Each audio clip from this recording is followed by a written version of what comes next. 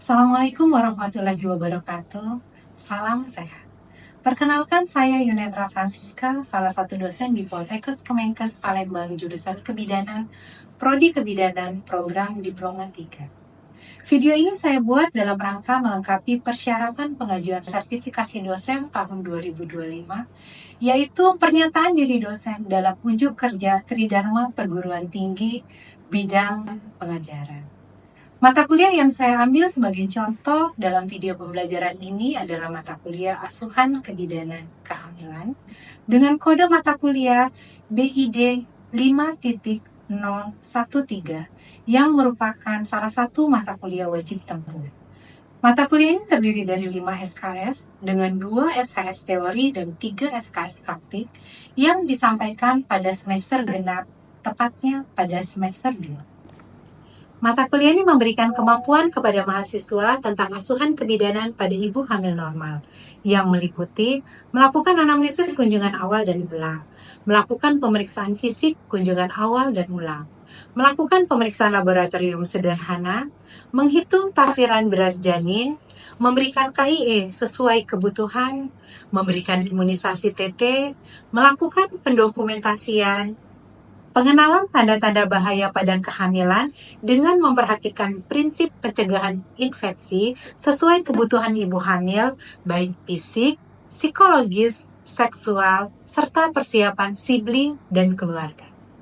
Dalam mencapai tujuan pembelajaran dan kompetensi, mata kuliah ini mempunyai 14 capaian pembelajaran. Yang pertama itu adalah bertakwa kepada Tuhan Yang Maha Esa dan mampu menunjukkan sikap religius. Yang kedua, menjunjung tinggi nilai kemanusiaan dalam menjalankan praktik kebidanan berdasarkan agama, moral, dan filosofi, kode etik profesi, serta standar kebidanan. Yang ketiga, menunjukkan sikap yang bertanggung jawab atas pekerjaannya. Keempat, menginternalisasi semangat kemandirian, kejuangan, dan kewirausahaan. Yang kelima, menghargai martabat perempuan sebagai individu yang memiliki hak-hak potensi dan privasi. Keenam, menguasai konsep umum psikologi perkembangan yang berkaitan dengan siklus reproduksi perempuan. Ketujuh, menguasai pengetahuan faktual tentang etika dan hukum perundang-undangan dalam asuhan kebidanan. Kedelapan, mampu menyelesaikan pekerjaan berlingkup luas dan memiliki berbagai metode yang sesuai, baik yang belum maupun yang sudah baku, dalam pelayanan asuhan kebidanan berdasarkan analisis data. Dan mampu menunjukkan kinerja yang bermutu dan terukur sesuai dengan standar operasional prosedur dalam memberikan pelayanan dan asuhan kebidanan. Kesepuluh, mampu memecahkan masalah dalam pelayanan dan asuhan kebidanan sesuai dengan kompetensi, kewenangan yang berbasis bukti ilmiah, dan bertanggung jawab atas hasilnya secara mandiri. 11. Mampu bertanggung jawab atas pencapaian hasil kerja kelompok dan melakukan supervisi dan evaluasi terhadap penyelesaian pekerjaan yang ditugaskan kepada pekerja yang berada di bawah tanggung jawabnya. 12. Mampu mencatat dan mendokumentasikan asuhan kebidanan sesuai rekam medis yang tersedia. 13. Mampu berkomunikasi teknis dan prosedural, verbal dan non-verbal dengan perempuan, keluarga, dan masyarakat serta sejawat untuk meningkatkan kesehatan perempuan, ibu, dan anak. Yang ke-14, mengetahui pengetahuan faktual tentang etika dan hukum perundang-undangan dalam asuhan kebidanan. Sedangkan capaian pembelajaran mata kuliah atau CPMK adalah setelah mengikuti mata kuliah asuhan kebidanan kehamilan, mahasiswa akan mampu untuk menjelaskan konsep dasar asuhan kehamilan, fisiologi kehamilan, proses adaptasi fisiologi dan psikologi kehamilan, kebutuhan dasar pada ibu hamil, pengkajian data pada ibu hamil dan pemeriksaan kehamilan pada kunjungan awal, juga kunjungan ulang. Kemudian mampu melakukan pemeriksaan laboratorium sederhana, mengetahui tanda-tanda bahaya pada masa kehamilan, kemudian sasaran pelayanan antenatal terpadu, buku KIA dan P4K dalam memberikan asuhan kebidanan, senam hamil, kelas ibu hamil, evidence based dalam kehamilan, hipnosis dalam asuhan kebidanan kehamilan, serta yang terakhir itu adalah pendokumentasian asuhan kehamilan dalam metode SWAP. Untuk mendukung proses pembelajaran, tentu kami menggunakan berbagai macam referensi. Referensi yang kami gunakan dalam pembelajaran asuhan kebidanan kehamilan ini sangat beragam, seperti Obstetri Wilia. Selain itu, kami juga menggunakan sumber bacaan resmi dari Kementerian Kesehatan, yaitu buku Kesehatan Ibu dan Anak, serta buku yang dikeluarkan oleh WHO, yaitu WHO Recommendation on Antenatal for a Positive Pregnancy Experience.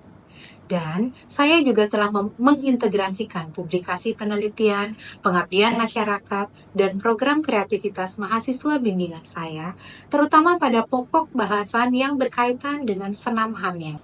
Saya juga telah mengintegrasikan publikasi penelitian, pengabdian masyarakat, dan program kreativitas mahasiswa bimbingan saya, terutama pada pokok bahasan yang berkaitan dengan senam hamil. Metode pembelajaran yang saya gunakan adalah tatap muka langsung maupun juga secara online dengan menggunakan berbagai platform digital. Dalam proses pembelajaran mata kuliah ini, saya mengimplementasikannya dengan pendekatan DIA, Delivery, Interaction, dan Assessment, untuk memastikan bahwa proses pembelajaran berjalan dengan komprehensif. Untuk aspek delivery, saya menyampaikan materi pembelajaran menggunakan metode pembelajaran Teacher-Centered Learning dan juga Student-Centered Learning. Metode ceramah saya gunakan pada materi konsep dasar, definisi, dan hal-hal yang bersifat teoritis dan konsep. Atau kadang saya juga menggunakan contextual learning, sehingga akan mampu mendorong meningkatkan daya nalar mahasiswa. Kemudian untuk praktikum dilakukan pada materi yang membutuhkan pengalaman praktis, sehingga mendorong kemampuan mahasiswa untuk melakukan praktik dengan baik, seperti materi pemeriksaan kehamilan, pemeriksaan darah, senam hamil, dan juga dalam melakukan pendokumentasian. Pada aspek interaction, saya sangat mendorong keterlibatan aktif mahasiswa. Sebelum memulai pembahasan topik baru, saya biasanya melakukan brainstorming. Kemudian dilanjutkan dengan tanya jawab untuk memperdalam pemahaman dan memicu mahasiswa aktif bertanya, berpendapat, dan memecahkan permasalahan bersama-sama. Mahasiswa juga dilatih presentasi yang diawali dengan diskusi kelompok. Dengan hal ini diharapkan dapat mengembangkan kemampuan mahasiswa dalam bekerja sama, memecahkan masalah bersama, dan kemampuannya untuk berkomunikasi. Sebagai bentuk asesmen atau evaluasi, pada pembelajaran mata kuliah penilaian dilakukan secara komprehensif. Untuk penilaian teori, bobot penilaian meliputi UTS-nya 30%, UAS 40%, penugasan 20%, dan sikap 10%, dengan syarat kehadiran minimal adalah 80%. Untuk soal UTS dan UAS, kami sudah menggunakan vignette. Hal ini untuk membiasakan mahasiswa dalam bentuk soal vignette, sehingga memudahkan mahasiswa dalam menghadapi uji kompetensi. Sedangkan untuk praktikum, bobot penilaian meliputi UTS-nya 30%, UAS 40%, penugasan 20%, serta sikap 10%, dengan syarat kehadiran juga 80%. Berikut saya tampilkan cuplikan video saya. Selamat menyaksikan. Assalamualaikum warahmatullahi wabarakatuh. Waalaikumsalam warahmatullahi wabarakatuh. Apa kabarnya hari ini? Hari ini saya sehat, luar biasa, penuh semangat. Kok kayak kurang bersemangat? Katanya penuh semangat. Coba ulangi lagi. Apa kabar hari ini? Hari ini saya sehat, luar biasa, penuh semangat.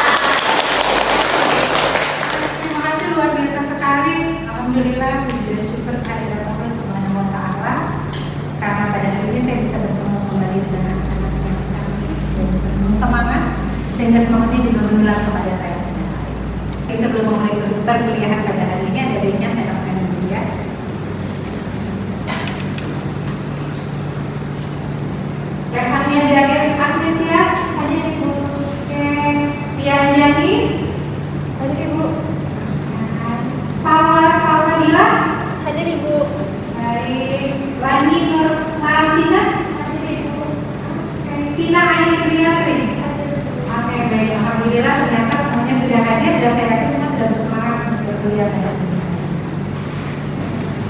Baik, sebelum memulai perkuliahan pada pagi hari ini, maka kita berdoa dulu menurut agama dan kepercayaan kita masing-masing. Berdoa sendiri dengan sekarang. Doa. Baik, sebelum mulai, saya mau cerita dulu, boleh nggak? Boleh. Baik, kemarin saya itu nemenin sepupu saya lahiran di rumah sakit, anak pertama. Jadi dia tuh udah kencang-kencang dari pagi. Terus dia chat dong sama saya, Lun ini gimana? Ini sudah mulai kencang-kencang, kan? Oh ya udah nggak apa-apa, silakan. Terus saya ajarin dia cara membuat kontraksi, mengingatkan kembali cara membuat kontraksi.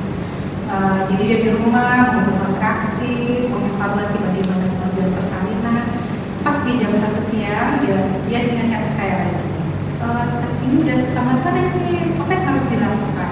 Oh ya udah, berarti ini sudah waktunya ketemu di rumah sakit. Ternyata begitu dicek rupanya udah keren banget kan. Ini anak pertama loh.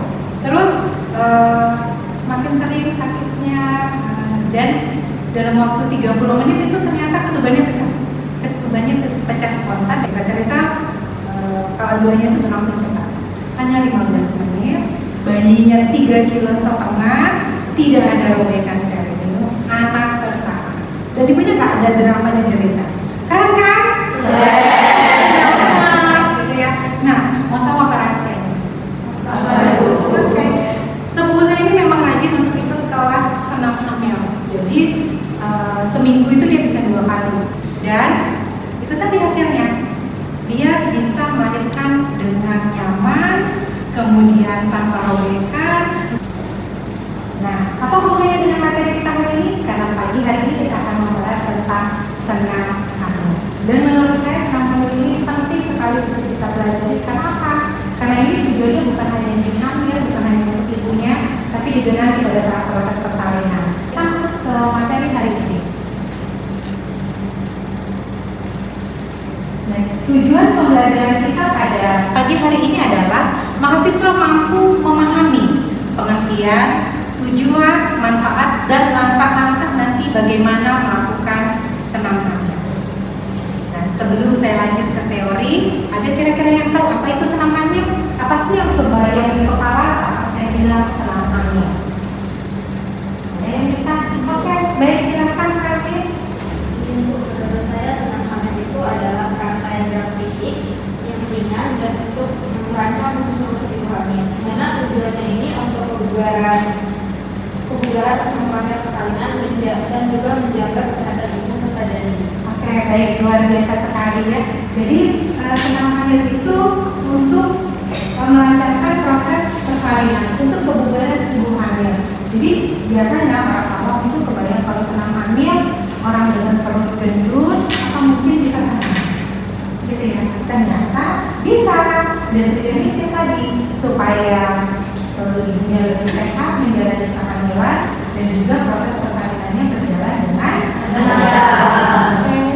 Mengapa ibu hamil perlu senam hamil? Tadi sudah dijawab sama Selvi, supaya dia bisa melancarkan persalinan, kemudian Menjadi lebih sehat. nyaman menjalani kehamilan. Nah, ini yang harus kita garis bawahi. Ini sudah maju ke depan, ini juga maju ke depan, ini mundur ke belakang. Ya, jadi dia tidak akan seimbang di sini. Makanya itu dengan senam hamil dia akan mampu menyebabkan ibu hamil itu postur tubuhnya tetap lurus. Oke, baik. Di sini ada waktu yang ideal untuk senam hamil. Jadi nggak sembarangan untuk bisa senam hamil, nggak bisa siang ataupun pagi, ini ada. Jadi dia dapat dilakukan mulai kehamilan trimester kedua atau usia kehamilan 20 minggu. Mengapa distandarkan 20 minggu? Karena pada saat 20 minggu ini dia sudah mulai hormonnya sudah mulai stabil. Keluhan-keluhan itu kan biasanya terjadi pada trimester 1, entah mual, muntah, mungkin kita takutkan itu abortus. Jadi trimester kedua itu dianggap sekuen yang paling aman. Jadi dia sudah boleh mulai melakukan senam hamil. Bukan misalnya di 20 minggu masih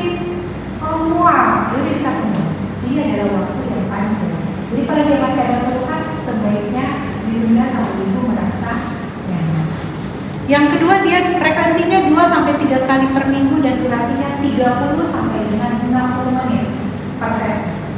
Ya, jadi kalau dia baru pertama kali datang, lebih baik dikasih 10 menit. Baru kemudian bisa naik kita 45 menit dan yang terakhir itu 60 menit. Ya, karena kalau terlalu dipaksakan, kasihan itu. Ya. Kontraindikasi. Jadi ada beberapa kasus yang itu nggak boleh melakukan senam hamil. Yang pertama itu adalah plasenta previa. Tahu plasenta previa? Tahu. Coba yang bagaimana? Oke, saya silakan. Menjawab, plasenta previa itu di mana plasenta menempel di bagian bawah rahim sehingga menutupi jalan rahim. Menutupi jalan rahim. Oke, baik, bagus banget. Jadi dengan dia menutupi jalan rahim, otomatis itu akan menyebabkan perdarahan. Jadi dia tidak akan bisa untuk melakukan senam hamil, atau senam hamil justru akan memperparah kondisi si. Kemudian yang kedua itu adalah preeklamsi, kehamilan kembar dengan resiko tinggi, perdarahan pervagina, riwayat persalinan prenatal. Nah, saya mau nanya lagi nih, boleh nggak? Boleh. Jadi bisa ada ibu hamil, kan biasanya sebelum senam hamil kita akan melakukan pemeriksaan tekanan darah. Itu adalah pemeriksaan yang penting sebelum kita lakukan senam hamil. Misal salah satu kontraindikasi untuk melakukan senam hamil itu adalah tekanan darah tinggi. Pada saat dia datang, kemudian kita cek, ternyata tensinya 140/90. Gimana? Apa yang harus dilakukan? Jawab Ibu. Ya, boleh silakan. Yang harus dilakukan ketika ada ibu hamil atau pasien yang mengalami tekanan darah tinggi, yaitu melakukan evaluasi untuk memastikan diagnosa itu benar atau tidaknya dengan mencari penyebabnya serta memberikan penanganan yang sesuai untuk ibu hamil. Oke, baik. Terima kasih ya. Jadi seperti itu jawabannya. Kalau memang dia ternyata tekanan darahnya tinggi, kita minta dia istirahat dulu. Baru kemudian kita cek lagi. Kalau dia memang masih tinggi, kan mungkin dia tekanan darah tingginya kan bisa dari mana? Pulang dari mall lah, entah pagi-pagi dia atau beres-beres rumah, datang ke dokter kita untuk senam hamil, ternyata tekanan darahnya tinggi. Jadi kita minta dia untuk istirahat dulu. Itu kemudian kita lakukan pemeriksaan ulang kurang 15 menit. Begitu ya. Nah, persiapan untuk ibu hamil. Jadi sebelum dia datang sudah kita kasih tahu ibunya harus menggunakan pakaian yang nyaman, menyerap keringat. Kemudian pakai bra yang menyangga. Karena biasanya ibu hamil juga selain perutnya membesar akan diikuti juga dengan pembesaran payudara. Kemudian berlatih tanpa alas kaki, jadi nggak usah pakai kaos kaki, nggak usah pakai sepatu, lepas betul-betul. Nanti kita siapkan matras. Kosongkan perut sebelum berlatih, 2 jam setelah makan berat dan 1 jam setelah makan ringan. Kenapa? Karena perutnya udah besar, begah, kemudian nanti kita akan melakukan gerakan senam hamil, nanti takutnya ibunya akan membesar. Poin yang paling penting itu adalah tahapan senam hamil. Jadi sebelum kita mulai mengajarkan senam hamil, ini yang harus kita pegang. Dia ada pemanasan, ada latihan inti, dan juga ada pendinginan. Kita tadi saya sudah kasih tahu ada 30 menit, 45, dan mungkin juga 60 menit. Jadi kita mungkin bisa pakai 30 dan 60. Untuk yang 30 menit, pemanasannya kita cukup berikan 5 menit saja, gerakan intinya 20 menit, kemudian pendinginannya 5 menit, dan yang terakhir adalah relaksasi juga 5 menit. Untuk yang 60 menit kita bisa kalikan 2 saja. Ya, jadi di pemanasannya jadi 10 menit, gerakan intinya jadi 40 menit, dan pendinginan dan relaksasi jadi 10 menit. Di latihan inti ada ini yang pentingnya. Jadi ada latihan pernapasan juga, relaksasi, kemudian bagaimana otot dasar panggulnya kita latih untuk persiapan proses persalinan, dan juga bagaimana latihan postur, ya. Jadi tambah lagi. Nah, itu penting untuk senam hamil. Postur ini yang paling kan dapat baru kemudian tips mengajar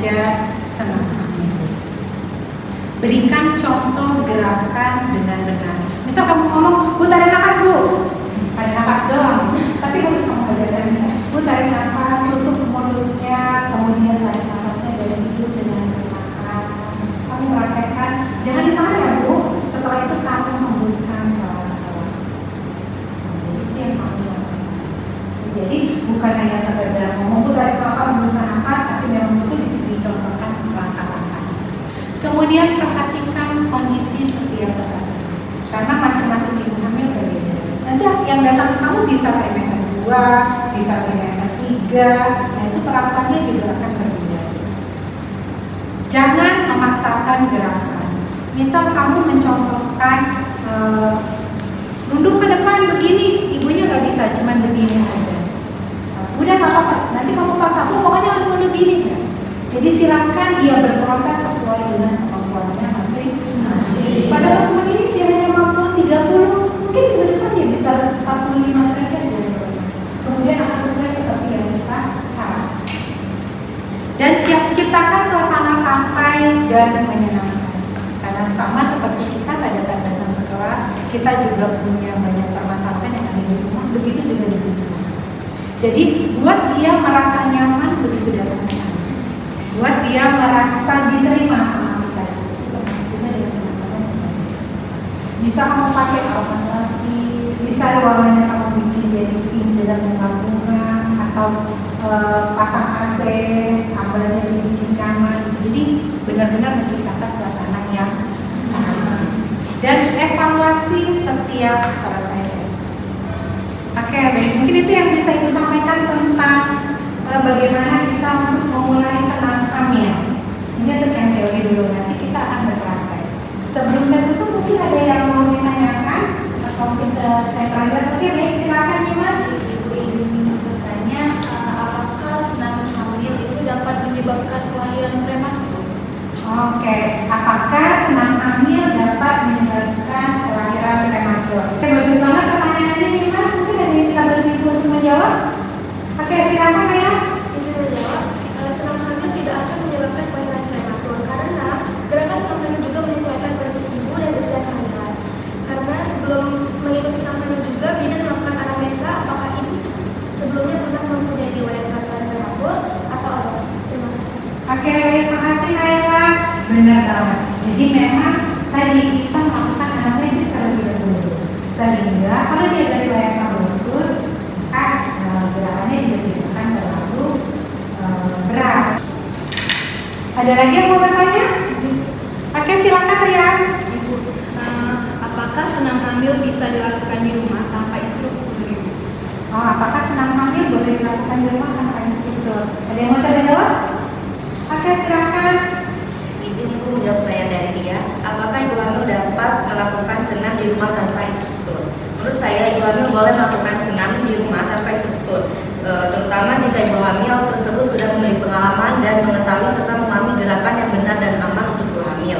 Namun, untuk kehamilan pertama, sebaiknya ibu didampingi oleh instruktur atau mengikuti kelas senam hamil agar menghindari kejadian yang tidak diinginkan. Oke. Yang mau bertanya, silakan. Oke, baik, silakan Citra. Yang mau ditanyakan? Izin bertanya, Ibu, apa tantangan yang biasa dihadapi oleh ibu hamil saat melakukan senam hamil? Oke, apa tantangannya yang biasa dilakukan? Apa tantangan ibu hamil gitu ya? Oke, baik, ada yang mau menjawab? Ya, silakan. Izin menjawab Ibu. Iya. Tantangan yang umumnya dihadapi ibu hamil saat senam hamil meliputi dari punggung bawah, kesulitan bernafas, perubahan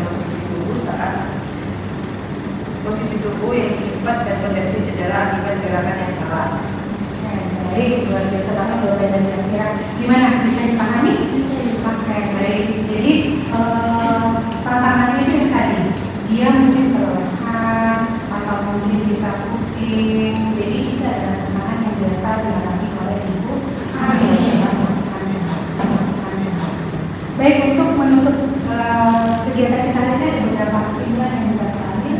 Yang pertama itu adalah senam hamil penting untuk mendukung kehamilan dan juga proses persalinan ibu.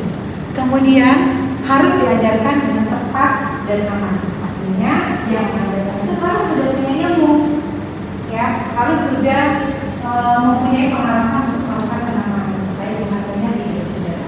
Dan yang terakhir itu adalah perlu kolaborasi dengan tenaga medis profesional jika memang ibunya bermasalah. Mungkin itu yang bisa saya sampaikan pada kesempatan hari ini. Baik, alhamdulillah perkuliahan kita ini sudah berjalan dengan baik. Dan apakah masih ada pertanyaan? Sudah cukup. Untuk mengevaluasi kegiatan pembelajaran kita hari ini, maka kita akan masuk ke kuis. Sudah disiapkan? Sudah. Sekarang sudah dikeluarkan handphonenya. Baik, kita mulai sekarang ya.